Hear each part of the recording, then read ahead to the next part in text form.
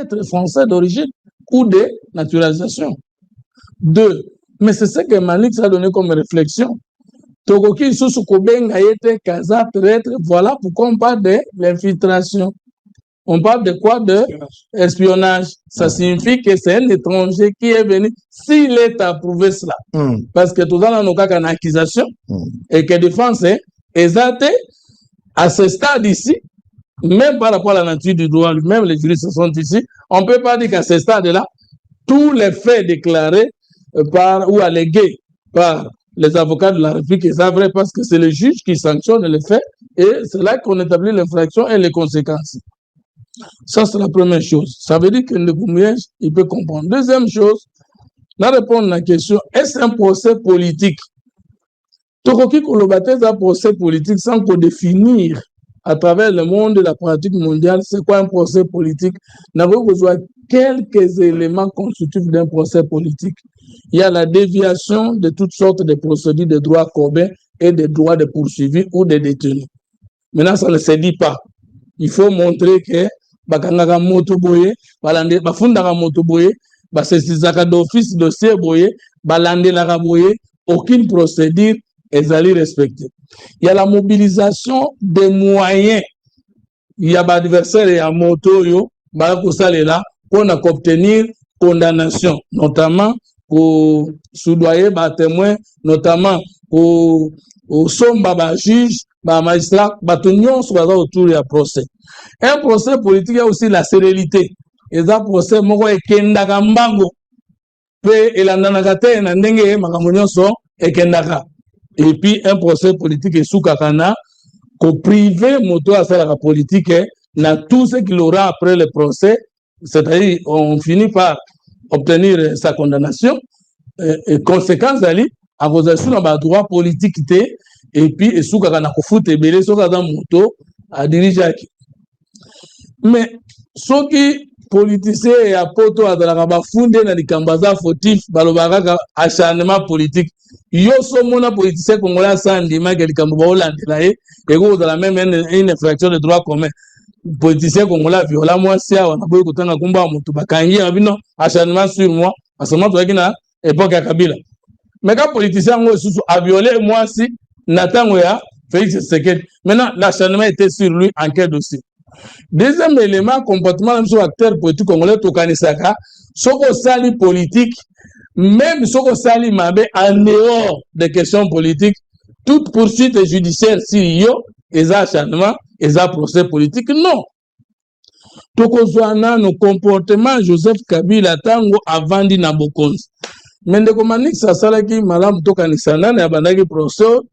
Mais ngape na ngina sala malamu Tokanisana na bandaki lisolo identité douteuse ya Joseph Kabila pour que ba kombo oyo ba avocat de la République ba otanga lelo ezala mutu moko kati na biso mutu atanga ka yango avant personnel je pense à Honoré Ngwanda na ngina tout na par rapport na verset na bandaki s'il est approuvé aujourd'hui que Joseph Kabila est un étranger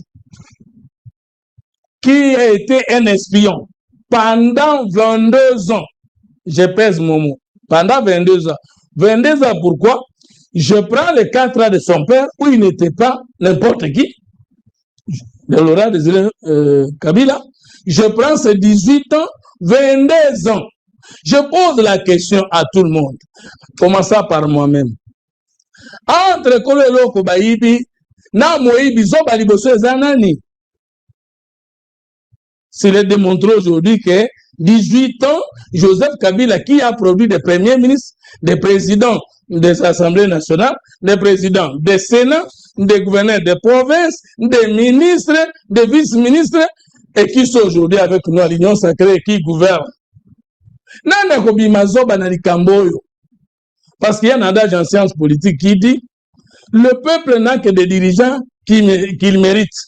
Il n'y a pas de mauvaises troupes, il n'y a que de mauvais chefs. Samo ozali motangi ya Bible lokola ngai. Nzambe tango atindisa la pese mboka ya batalobi, mais mboko nga na pese mboka ba jibesien, mboka ba itinien, mboka ba tebele. Na pesa ki na batata na yo na kokisa ngo na yo. Quand tu vas entrer dans ce pays-là, tu ne te feras pas un étranger pour ton chef. Mais l'idée du Congo était où, lorsque Kabila, s'il était étranger, ou s'il est établi aujourd'hui que c'est un étranger, Ayaki Konganzam. Mais vous allez encore lire dans la Bible, il est clairement écrit que ce que si mi be konangaite, oyo nganzambe na pesio, yo peuple oyo konyokama, na kotina bapaya bakoya konyonga yo, pe bakoya kokonza yo. Si Joseph Kabila est établi aujourd'hui, s'il est établi aujourd'hui que Joseph Kabila est étranger, responsabilité à Liboso, eza ya étranger, to ya biso ba Kolombo Kandeni to mona ki ekoyate, pene to vanda ki 22 ans. S'il est démontrable aujourd'hui que Joseph Kabila est étranger, qui n'est pas congolais, je pose la question de savoir la suite du dialogue, de l'accord. Vous avez posé une question pertinente à Moussa. Cohésion nationale avec un non-congolais. Ça ne s'appelle d'abord le mot de définition à mot cohésion nationale. Et quoi? Parce que cohésion nationale, c'est-à-dire entre les nationaux.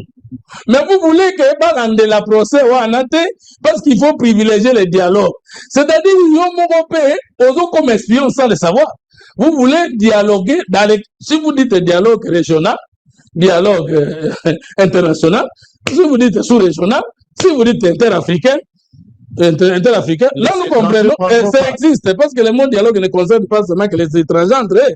Mais vous voulez dire un dialogue pour la cohésion nationale et vous refusez pas poursuivre en face ici, ce n'est pas congolais. Non, je ne vois pas la contradiction entre la cohésion nationale et la soki manique, ce n'est pas congolais. Non, on a une contradiction. Mais ça, on a un combat ce qui est vendu. Tolingi to solana ba congolais. Mais même le dialogue yango to signaki na Doha. Même le dialogue yango to principe ya to signaki na Doha. Même les États-Unis. Ba lobby que pour to intégrer mutu na kati ya ba ntomboki. Et ça ba principe to yokanaki. Loyauté, d'abord étude au cas par cas. Loyauté vise individualisée, je complète. Loyauté vis-à-vis de l'État et de ses institutions. Ça signifie que même par rapport à ce dialogue au Burkina-Faso, il y en a qui ne remplissent plus les conditions d'y entrer. Mais qui va apprécier les degrés de loyauté et de respect envers l'État et de ses institutions? C'est nous le pouvoir en place. Et ce qui est dans l'accord, tout c'est que quand si moto te dit que abébi ça qui l'État, abébi ça qui l'institution, abébi ça qui peuple congolais, à cause de l'intégrité. Où est la contradiction entre dialogue et Torimito Sala, Napolandela, Moussa Soki, lui n'est pas loyal vis-à-vis de l'État et de ses institutions. Contradiction Zawapi. Donc, nous avons à faire comprendre l'USO, lorsqu'on veut établir que celui-ci est un criminel, 7000 personnes ne coupent qui n'a gomme, mais aïe. Ton Lukato exclut rien na dialogue, na intégration. Na koloba dialogue, contradiction à l'IWAP. Mais seulement question à tout le monde qui ne allez suspendre les pertinents et les oui. Si nous établissons finalement que Kabila c'est un étranger, il n'est pas congolais, par conséquent c'est un espion et que tu as 24 milliards de dollars. Mais quel sera le sort de l'AFC et un 23 avec qui nous voulons négocier et il y aurait intégration alors qu'étranger n'est pas autorité morale? Cette question de comment ça soulever de sa manière, là on a complété, ça doit nous faire réfléchir. Bien sûr. Parce que tu établis que Kabila c'est un étranger. Mais nous négocions avec AFC en 23 qui est le moyen qu'il a utilisé pour agresser davantage le Congo. Quelle contradiction? Ça sera comment? On devient tous espions. On devient tous espions, merci Manix. Nous acceptons que oui, Fumutoto et Manix, Sango, et il y a solo baboma. Je n'ai exemple, on a pas écouté Moulangi, téléphone, Nabik, Badoba Congolais, parce que toi, Nabik Bango, c'est des faux Congolais, non? Bango, Baboma qui n'est étranger, Tinda qui Bango, FC 123. Quel sera notre comportement, l'accord trouvé dans Doha, avec ceux qui étaient qui sont Congolais, mais qui ont été utilisés par l'étranger Kabila pour nous tuer? Déjà, sur le plan politique, tout le bas, mais tout dans la paix, par conséquence, n'engenini et causal. Troisième élément, sur le plan diplomatique, lorsque nous acceptons qu'il y aura cohésion nationale, autant tout ça le procès, autant tout bon sa communication politique, il y a pour convaincre à l'international que le procès était juste et équitable et qu'effectivement Kabila c'est un étranger. Parce que la communication n'est pas que à l'interne, il faut aussi convaincre. Parce que le dialogue auto est un dialogue seulement à connotation nationale. Il y a résolution, il y a Nations Unies, il y a accord signé de paix trouvé à Washington, il y a les États-Unis derrière. Donc, les Camerounais, la paix, il faut les convaincre que le paix bango. Maintenant, est-ce que le comportement de Joseph Kabila, et qu'on peut qu'il s'habille, soit qu'on raisonne que vraiment, ça Congolais était, sans effleurer ma cambébé. Aujourd'hui, d'abord, les Cambodge, AFDL, RCD, CNDP, F23, ARC. Depuis Baboma Congolais, Kabila a tikala ko présenté à ta condoléance. Je dis bien, Banda FDL. Ti Babomi Biso na Goma, ti na Bukavu. Il consulte sur les tombes, les corps en train de pourrir de nos frères. Est-ce que vraiment Yoko Muluba, Ngai Komuluba, Babomi Baluba, yo sele loko de tel loko te. Yoko Mungala, Ngako Mungala, Basili Sibangala, yo sele loko te. 2. Bagrade militaire, yo ya pesa qui n'accord CNDP 123, article 12.8, na ba officier rwandais, pour ba kota na armée pe to benga yango, brassage, mixage et infiltration. Est-ce qu'un militaire, il était général-major, et d'après lui, il est toujours militaire, parce que dans la déclaration de mon militaire, je le suis.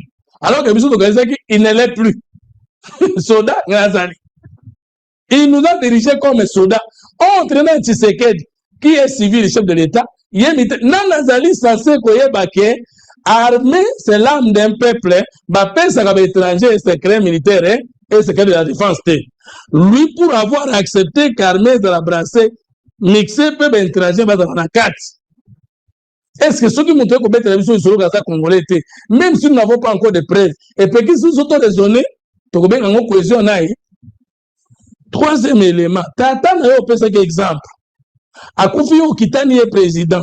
Procès Kimbango, Mindeba Tabomaki, il a voulu les quitter la transparence. Procès à Mouzé et Limois, et puis Edi Kapende à Kota Boloko 21 à Ponanini. Et pourquoi on a achevé Rachidi immédiatement? Parce que l'assassinat à Motoloko, Mokonzambok, Batoda qui pembe nouana, Toye Koli na stratégique, Batu beaucoup douana, il kobeta bango ça c'est quand soka dans la position pour Bomayo. Mais soka dans la position pour Bomayo, babeta bango na makolo pour les laisser vivants et les serrer pour avoir les informations. Quel était le mobile à Koboma? Batoda qui pembe na mitou. Alors que nous avons armé que si on veut avoir les informations sur ce qui vient de se passer, et puis et là on dit que que Moutaza Pembe na Mutakufi garde corps na rapproché bobomi directement ndengeni c'était pour nakoli ça. Et puis parmi bateau bazalaki pe na musée ba petit musu ba resaka kokima ndengeni poza na poto tilelo ba préanda ba mote méthode ni basala pour na kokima ulongwe kuna. Depuis Joseph Kabila a Goma, ça condamne Kagame. À ça, Kagame, toute éducation non choisie à ça, que ça condamne M23. D'ailleurs, première éducation, c'était d'entre nous ont pris une option radicale. Il a qualifié AFC M23 de l'option radicale contre Tshisekedi. Et il a invité le monde entier. Pendant que Tozana Kagame est aux États-Unis, Joseph Kabila Congolais, Toligito comme l'école Israël, Toligito comme l'école Égypte, a pris l'un de l'air des États-Unis, il y a Tindi Barnabé, Kikaya. Les États-Unis, contre le lobby pour que l'Amérique intervenir. Et au moment où le Parlement américain, et il après, de convaincre les Bango, il faut que ça, dit continuer. Dans tous ces comportements-là, il faut de la nyama pour Baloba sur la nationalité de Kabila. On évoque une question d'un procès politique, bien que vous avez essayé de définir. Maintenant, l'Axayo, origine, ils ont créé motivation pour que les camps de Kabila, de l'opposition et d'autres observateurs de la communauté, parlons de la politique. Troisième point, Est et arrestation à Kabila. Mais lobby le 27, Togolanda Sikoyo, Matoi n'a pu se rejoindre à la Cour de cassation si le dossier Il y a les révolutions, il y a Congolais de père et de mère. Constant Mouta. Constant Moutamba qui est Congolais. Oyo lelo, Batunion surtout, Bazo pour admirer, Balobi que Constant Moutamba n'a pas détourné. Il y a eu erreur administrative, mais comment Assemblée nationale, Bakoubia au pénal. Donc, Tolanda qui procède à Kendaki. Constant Moutamba, Batou Bazok, Bato, Bakloué Moutamba. Un, les Assemblée nationale, premièrement Vital Kamerhe, deuxièmement Moutou Olo Alobi. Le chef de l'État n'a pas besoin de jeunes pressés comme toi, c'est député national et Assemblée nationale, n'a combo ya Jean Baudouin Mayo Mambeke. Il y a INC, n'a pas expliqué Batou Awa, va comprendre. IDP c'est vivant. Lui, maître Jean Baudouin Mayo, président du Conseil des sages de l'Assemblée nationale. Il était ministre depuis 1984 jusqu'à aujourd'hui. Azala ministre n'est pas quelqu'un au Adondo, il y a 1000.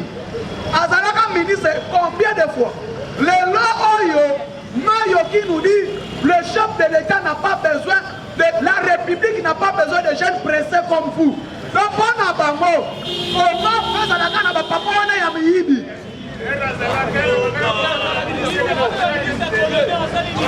Aouti bazo la ministre budget asali nini. Lelo bango tout, bafandeli Moutamba. Et puis ça fait ma gêne. Tolobi que Moutamba asali eloko te. Bango te. Bato baïba mbongo ya Bukangalonzo. Mouto protéger et ça ensemble na. Et ça na il a fait ses vivants. Pour fonctionnel, dernière juridiction, est condamné à Matata Pogno à 10 ans de prison. Basengi Kamerhe est libéré Matata Pogno. Kamerhe est à Boya. Si Matata Pogno a se retrouvé dans M23, Boyabité. Ça n'a c'est. Matière Kobi Matin. Mamba bateau, papa américain va bloquer na robert pour ça na c'est. So bolingi na bête pour ça na ligolo. Kuna bayeba. Fambi ayeba ke ba combattant balobi. Tika na biso Constant Moutamba. Yangwana. Tika Constant Moutamba kanga vita.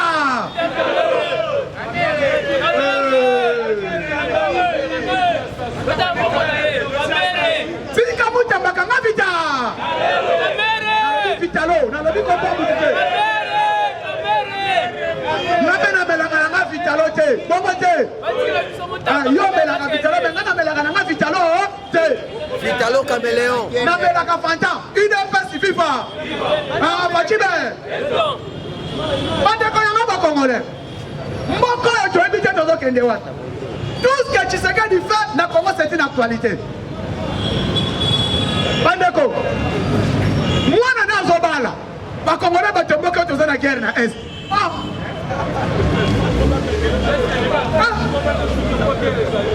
donc yo kama ya bakongole mwana Tshisekedi alinga bala na ye mwana na ya mwasi Christiana très intelligente par sec na ye mobali na ye abala ye wa azobani sa mwana ndengeni na Congo guerre ezali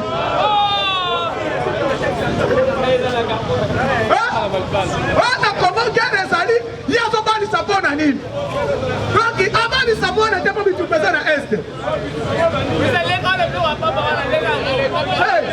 asokali alati ake biro oye asokali alati veste ndengeni bitupeza na guerre na est alati montre boy guerre eza na est mwasi na ye abela akumbe na hôpital boy akumbi mwasi na hôpital panini bitupeza na est. Tout ce que Tshisekedi fait dans le Congo, c'est une actualité. Si la visite à Sassou Nguesso, Sassou Ayeli, Mili. Jaloux. Avant Sassou Aya, Domanaki Sassou Nguesso, Joseph, na Hippolyte Kanambe Kase. Pendant le lot, Abo Ben Aresu Kabila Te. Pendant le lot, Abo Ben Aresu Joseph Kabila Te. Un commandant Hippo. Commandant Hippo.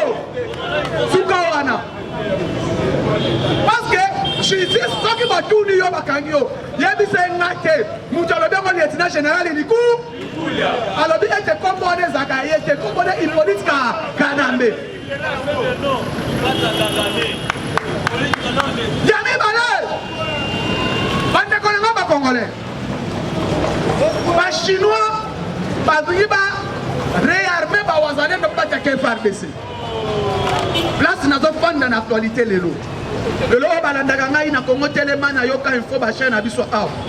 Kota s'abonner au Rumlanda actualité complète. Si on appelle ça likolo on a air.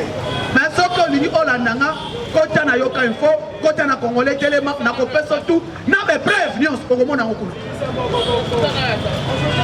Ya sasu hein. Ya sasu des places d'avion. Place ya babato wana. Des places ya sasu ça. Commandant Hippo Bayoka na basasu Ngwesona Kagame Museveni aussi la réunion de Salemi na Rwanda. Sassou Kabila commandant Hippo Kagame Museveni Ruto bakutanaki na réunion na Kapembe place commandant Hippo azofanda entre frontières Tanzanie na Rwanda place azali. Pour le moment les Américains balobi boy Hippolyte Kanambe Kasembere Azana Mbongo dans 100 différentes banques et de foreign exchange entreprises, 100 différentes entreprises. Et dans un chiffre d'affaires par entreprise de moins de plus de 10 milliards. Et l'entreprise est financée Esbola, et financée Tchadiste, et financée M23, et financée Ahmadiyya, tout. Et ça va société. Maintenant, pour l'Israël, il ne faut même pas arrêter le commandant il faut lui battre. Pour Israël, parce que Baye va quitter, mais c'est le milliardaire Dan Chrétien, Boye va comboana. La minute le Yémé, Azalaka Mokona, Fati Béton a bloqué les carrés miniers Dan Chrétien, l'État congolais a Botolia. L'ami, il y a commandant Hippo. C'est lui le gérant de tous les biens de Joseph Kabila. Le commandant Hippo, pardon. Sikayo, Nini est commis. Commandant Hippo a un abrasa. A informé Moutunaye. On a dit que la carré minier awa. Président abrasa. Quel jaloux. N'a pu faire quitter awa. Il faut faire un déchargement parce qu'on doit attaquer Kinshasa, on doit attaquer Congo central et les Bandounes. N'a vu loin de quoi? Il doit vous dire qu'il y a un côté point noir et qu'il est vert. Non, non, le Congo boye bien mot. L'Équateur, tout côté où on a bande rébellion. Babou, n'a vu loin et outil Chine. Plein des armes, maintenant, armes sophistiquées. Les Américains vont détecter qu'il y a déjà. Il fait vers point noir. Et continue l'océan Indien. Et ce qu'il y a, oh non, ils ont un partenariat avec Brazzaville. Oh, déjà les Américains ont compris que le commandant Hippo Azagri à Brazza. Pas solo lui, les gens qui sont là, ils sont là. Les Américains sont bloqués. Tous les armes qui sont là, Bits, réformer Fachi. Au moment où Moutouana, Salana Yamaye, Tala, Zouayamo, Fachi a le bien bon. Si vous comprenez bien, Yoka, Yaka, Kulutu, Tala Makambosali, Tala. Oh non, les Salaki n'a été bon. Na bonne décogniance, Naï na yo abou, parce que poni choix na yo. Au moment où il y a, parce qu'il y a un président, mais viens Azolé Nani. Or maintenant pour le moment, le président Tshisekedi, c'est avant Oyazela. Papi a doa faisons, maintenant le bâton a le bâté. Alors on voyait bien qu'il y a doa opération Bukamata. Mais les Américains vont le dire, attends pour pas dire na doa, faut que tu aies un avis de parler de 2 personnes.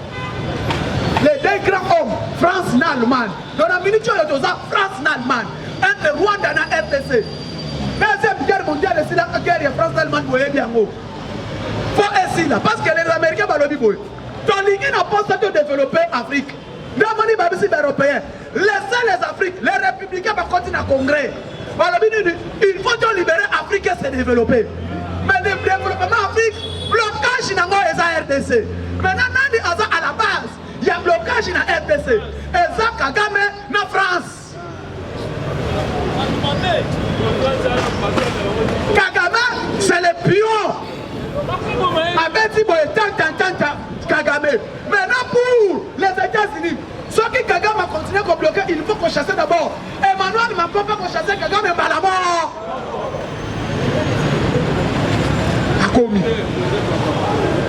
Les présidents ont voyagé. Mais Fatia Lobi avant Naya, aussi la Nanadoua. Kagame n'a commandé il faut Balobi, il faut d'abord Otobengi. Ouvira. Si nous récupérons Ouvira, nous allons repousser l'attaque Nabiso. Or Ouvira, dernier rempart. Dernier rempart. Rempart ou des années. Pour récupérer Ouvira, il faut d'abord attaquer Mwenga. Parce que Est. Il faut Mwenga dans le plateau de Fizi. Ça qui va vivre plateau de Fizi, va vivre Mwenga et va faciliter pour récupérer Ouvira et va plateau de Miné pour atteindre Ouvira. Or, pour le moment, na Mwenga na Bazate, na Fizi Bazate, na Katale Basiki. Ce qu'on a battu, ma petite information, ma belle, que le territoire Ouvira est encerclé, ce sont des kabylistes, des commandants hippoïstes qui sont ici.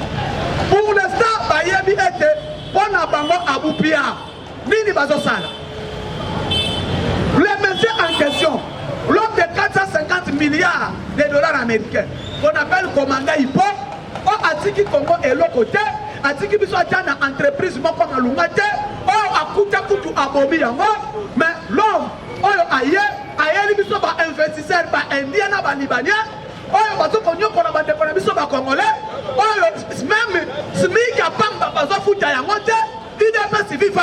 Ailleurs, il y a un investisseur, on a un indien, un libanais, on a incapable de foutre à congolais SMIC. On a besoin de violer la loi à Congo. Sous-traitance partout qu'on le bâtit. Heure de travail, il va respecter la monter. Prime et racaté. Congolais, ça n'a pas indien, libanais, parce que c'est comme ça, il a dit dimanche. Est-ce que n'a pas si? On va faire la part d'indien, Bazawat. On va faire dimanche, n'a pas si. Mais vous voyez, pour ça, dimanche, on va passer 12 000 francs congolais. Parce qu'il y a de 8h à 16h. Moussala dimanche, va passer 16 000 francs, 12 000 francs. Ce qu'on dit là, c'est général. Il y a un mot, mais moi, je ne sais pas si tu as raison. Comment tu es? Investisseurs, il y a Hippolyte Kanambe, ce sont des Indiens. Ce que tu dis, les Indiens, va respecter la loi à Congo. SMIC va foutre à Congo. Pendant que signer ce qui est dans mois de mai, file l'eau, comme Indien, mon côté à foutre à SMIC. Mais monsieur Balobi, tu vas accepter 50 000. Tu vas accepter 100 000. Est-ce que les gens vont respecter Mibeko Yamboka? Moussala de 8h à 17h. Heure supplémentaire à la raté. Ce qu'on a déclaré par Benganio. Mais Batouana, les investisseurs, commandant, il faut amener la biseau. Quand j'ai coupé le bâtiment, vous avez 20 ans et vous la soyez conjetée. Parce que c'est Congolais tous travaux. Il y a un cuisinier, il y a une femme de ménage, il y a un qui est dans la classe, il y a un Congolais magasin, il y a un lavalier. Mais ça ne soit que moi. Je pense que tu es au Kaniwana. Non, le bâton, le bâton. Nathan Sakoli. Le premier M23 n'a commencé à dire à Libanais. Na Kinshasa bangote. Ba M23 ya Kinshasa. On va y conduire qu'on a pas congolais awa. Et ça ba Libanais na ba bien. Ba ça ba M23 bangote. Pour toi ça ça mboka c'est que ça M20. Et ça ba tu sais que si bitumba est faut tu benga na bango ande. On va du combe oyo. Karamite ba kwa sabino que congolais noir à côté. Parce que combe oyo la majorité sont des M23 des Indiens et des Libanais qui sont ici. Juste voilà, vous avez raisonné, bango tokobenga na ba respecta bibe kwa mboka te yo yebo le papa na kobenga général keba intezo misanga na kobenga général obenga nani général keba général Kanyama zalia na kobenga Kanyama benga susu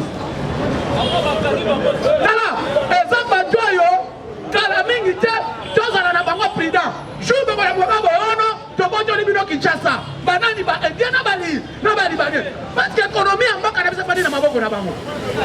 Je vous dis ce qui est vrai, l'économie congolaise actuellement ce sont des indiens et des libanais. L'état passe en bango prudent encore yaki a equity voilà naki equity alliance la influence moko boye abana ko betela to ya dollar na 31 on dit dollar 31 000 francs congolais. L'état ça la qui fiche la banque keba ba bengi seka ba yebisie ye wana zongisi 27 000 sont des voleurs. Alors financé par qui? Ruto et Kabila ba Kenyan. Na sorti information na zone information ça sou. Il n'est pas suffisant. Maman Otosali. Comme qu'est-ce que ba Sali ne venu? Par ami Félix Tshisekedi est devenu homme fort. Pourquoi? Parce que derrière lui, il y a les Japonais, il y a les Sud-Coréens, sur le plan technologique, a commis dans l'arme moko tozoye bate. Azo bunda ndengeni abunda guerre ndengeni. Mais au moins c'est Hippolyte Kanambe Kazemele basangani Kagame a dit que n'est pas sa sou parce que tu as ouvert la terre. Mais pas de plancher ouvrir la terre pour attaquer dans toutes les lignes de front. Il faut attaquer Kinshasa et attaquer Bandundu et le Congo central. Yokangai. Au télé qui visite, il y a communicateur, il y a un proche, il y a caméra. Na combien madame Mounongo, bonakité. Na Franck Dio, abandaki na Rwanda après Kei. Akenaki na mission ni RRVC, Neboyoki le coup. Votre oncle qui est Vital Kamerhe, qui parle que le président de la République a pardonné à Akuta Nangato Solana. Aloukia Mana Libala ya moi, moi pas Solola. Aloukia Mana centre culturel, moi pas Solola, exact. C'est quoi le président? Pour le moment, Azamba ni Sama Lukonde, Azamba ni commandant Kamerhe, Azamba Bangote. Kassama n'a pas de problème. Mais les messieurs qu'on appelle Vital, le président Azoya Mete Ponani, sorti médiatique avec les représentants chargés diplomates belges et diplomates de l'Union européenne. Par propos, et c'est pas ça qui congolais nous sont touchés. Même Jean-Pierre Bemba a l'obé là qui est. Et les messieurs Azoya Bassoute, l'Union sacrée a fonctionné, parce qu'il est retiré dans l'Union sacrée par Jean-Pierre Bemba, qui est l'administrateur. On va retirer Naïdon. Je vais donner des instructions à Jean-Pierre Bemba de se réintégrer au sein du groupe. Oui. Ok, ça va. Acha Baluga. Bemba. Niataboru. Mais le président a dit non. Je vais donner les instructions. Je vais lui parler. Tout de suite là, je lui parle. Alors, Kaboy, ensemble, le téléphone devant le téléphone, soit tu vas y, soit tu vas c'est quoi? La carte est union sacrée à Zoé Baté. La carte est comment dire réunion présidium. Avec ce présidium, parce que vous avez moyen ça là. Et ça. A tout dit Nabili, oh, mais beaucoup de gens dans ça, même par le n'a pas d'habiter. N'a pas d'habiter. Oh, on y a battu un dégât. Il y a des administrateurs de groupe, on y a battu un dégât. N'a pas qui va congolais. J'ai appelé tous les Congolais d'être là. Oh, on a quitté ce que les Congolais, hein.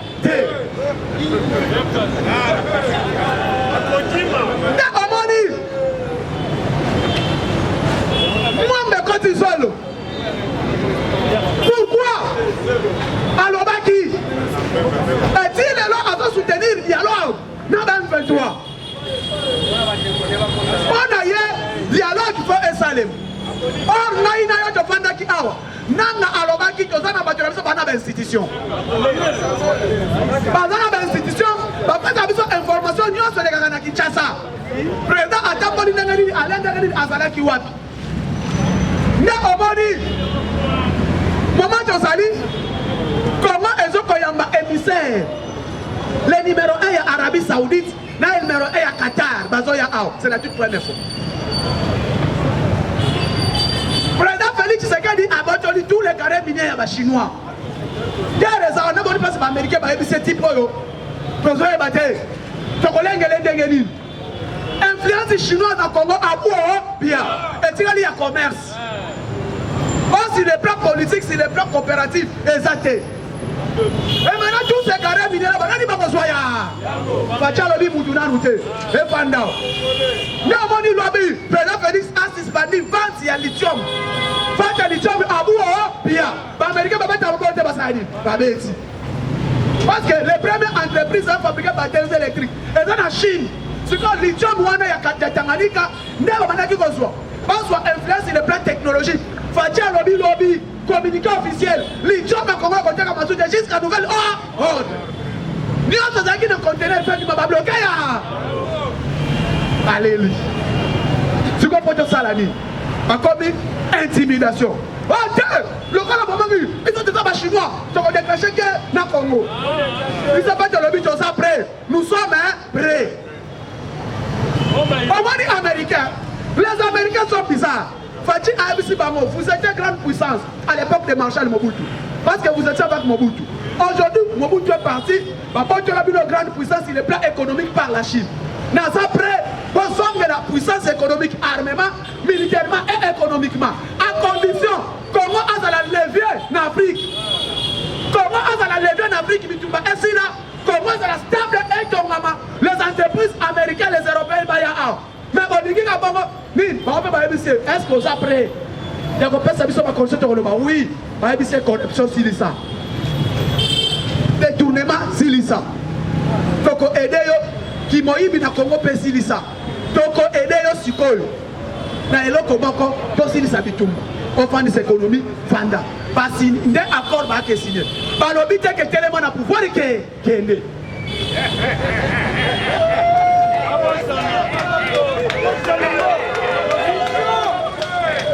Il est vivant. Alors, il dit que aujourd'hui, il pouvoir. Il y a des Américains qui ont été vous êtes dans le lobby, vous contrôlez. Mais vous êtes dans le mission.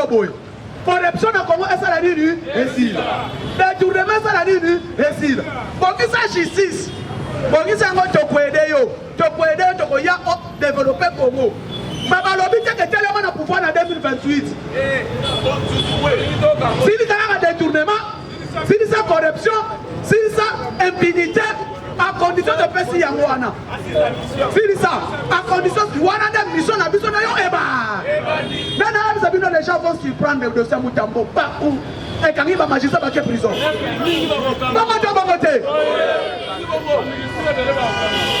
Mais on va dire parce que na mini choyo. Elle va signer là-bas.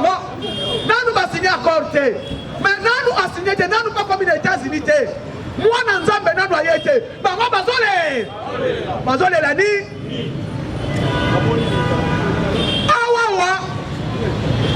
Réconciliation à Poutine, na Trump. Voilà, il y a un président russe. C'est un président américain. C'est qui Poutine attendait 30 dans l'Ibanda. Attendait à côté. Mais Poutine attendait à moi. Mais Trump a dit que Trump a dit clair. Le problème il y a ici en Ukraine. A dit tout le monde fait si la boy. Après ces conditions. Il y a pas ailleurs. Il y a pas dans lobby boy. Influence l'Afrique et c'est la lobby. Nous sommes totalement d'accord. Petit Afrique libre. Il y a petit Ukraine libre. Trump a fait ces conditions encore. Moi na nyangala kata Zaleski. Il faut tout éduquer. Il faut tout éduquer. Parce que nous avons parlé dans Atlanta, dans Alaska. Basoli du Trump. Ayeko benga siko bana misala na ye. Bana misala na. Emmanuel Macron, européen, a béni bango. Boya, bakuluna, boya. Bakuluna. Boya, bafana na ba. Abanda benda bakuluna ne matoi. Abanda na madame Macron, Emmanuel Macron. Yo, on veut garder en Afrique. Yo, on veut garder en Afrique. Le roi en Afrique. Tika Afrique libre. Yo, on a na carte dossier Congo. Kemba soki osakani ngane na consultation liboso. Papa, place na mona ke bana misala ya européen, c'est bana misala ya Trump, c'est des européens. Bana misala ya Afrique. Les européens ne pas continuer biso. Mais ba kutani sur na carte baza puissant. Bakutani na Traoré, bakutani na Mali, bakutani na Niger, bakutani na Congo. Congo kutu balobisi elo ayambaka zu appel te. Bayambaka zu te Tshisekedi za na téléphone, to za na téléphone te. Président oyo benga boy elelaka te. Balobi ke Tshisekedi kutu ayambaka téléphone te. Ya ayambaka téléphone, ya secrétaire général a ONU, amoni appel de conseil de sécurité, amoni appel de Kotia Sololi. Bisa tikali boy. Hey! A manquer respect à ma présidence de l'Europe. A banana Macron, a zongi sa yenanze. A Zoua, premier ministre allemand, a zongi sa yenanze là. Le seul premier président Bakenda Matanga, quand est la première, quand est la roi, j'admettais, il y a Abalou qui a compté pour un nouveau roi dans le salon. A Bendaye Mato, le logo Nazoum Sabino, la République démocratique du Congo, est enviée par tout le monde. Maintenant, Balobi Boy, Tshisekedi, tu vas continuer. On a vu Sabino, catholique à Timbeli na SSC. Timbeli que non, Bissoneli Félo. Un pacte pour un Congo retrouvé, et un pacte diabolique pour vendre le Congo. Comment c'est possible que vous ayez Kagame, vous ayez Museveni, mais comment vous avez un peuple à habiter? Et vous l'avez dit, au nom du peuple congolais, peuple à moi, c'est qui vient de colonie, Nini. Et là, maman, Fati a bloqué. Souka Basengi, pardon, on a dit, on s'en a pas dit, on a église, Moussous. Avec Moukuna Lobby, Louya Ao, Loubouzo, on a vu le Loutika, on a dit, Mouti. Loubouzo, Bawana, Loutika, Awa, Louya, n'a pas Kabino Kagamete. Awa, Congo, Tshisekedi, Louboyi, Loulungwe.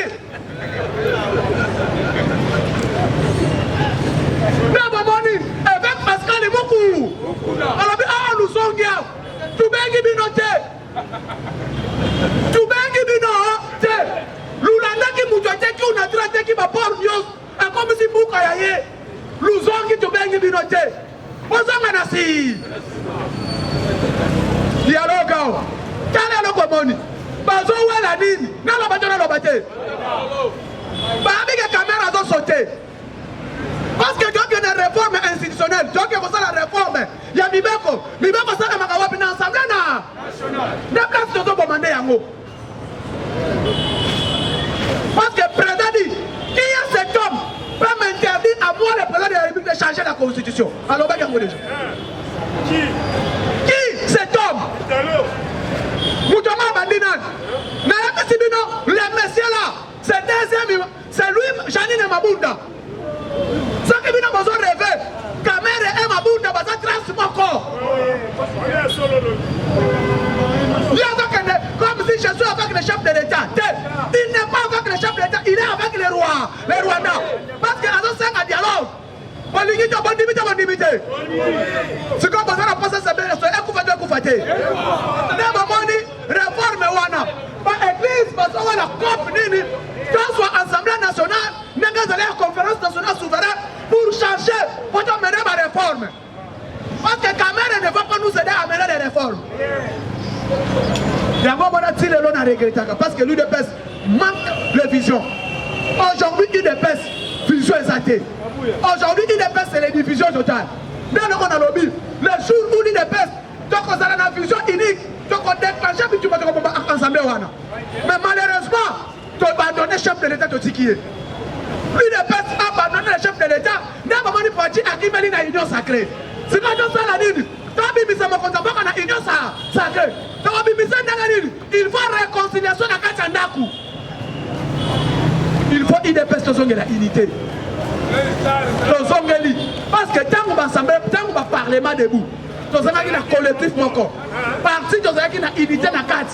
Papa, vous avez dit que tu as déboulonné Kabila Ao. Quand tu considères, tu as déboulonné Kabila Ao, tu as sauté.